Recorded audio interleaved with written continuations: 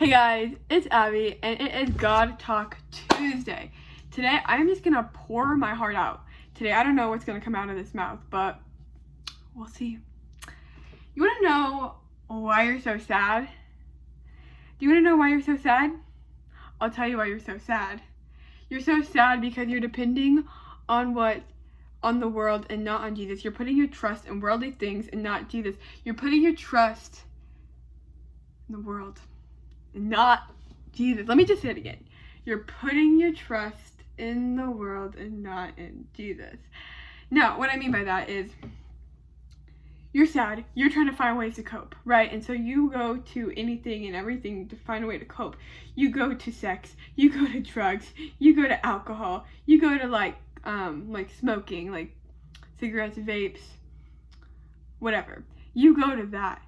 But what you really need to go to is Jesus, because those things of the world, they will temporarily fill your appetite of feeling sad, but they will just keep dragging you down. They will keep making you feel sad. But I can promise you something. I can promise you that if you have Jesus, you will be happy. Okay? I know from experience.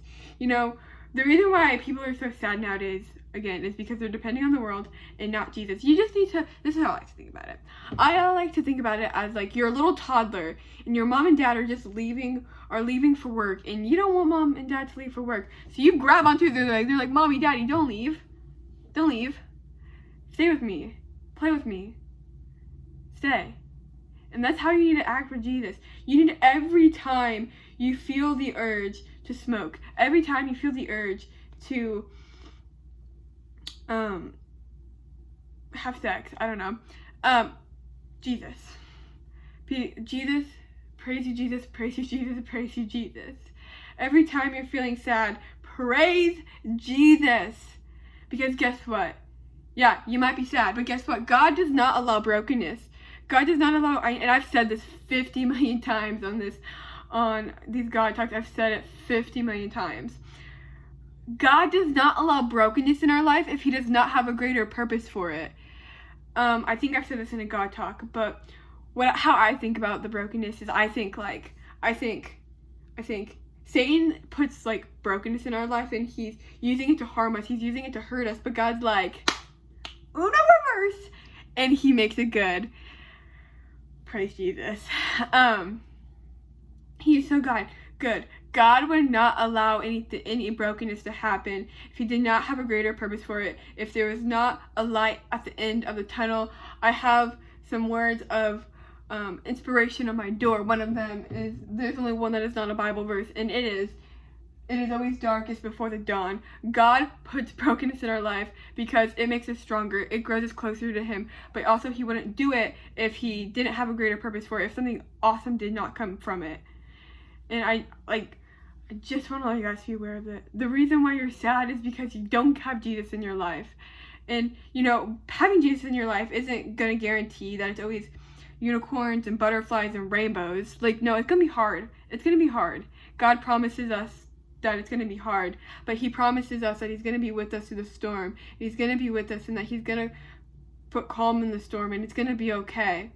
So I just challenge you right now, if you're going through something hard, if you are broken, I challenge you, instead of going to your vape or your cigarette or your weed or sex or finding your worth in a guy, I challenge you, instead of going there, pray, Jesus, I'm broken, help me, fix me, I'm just gonna cling on to you.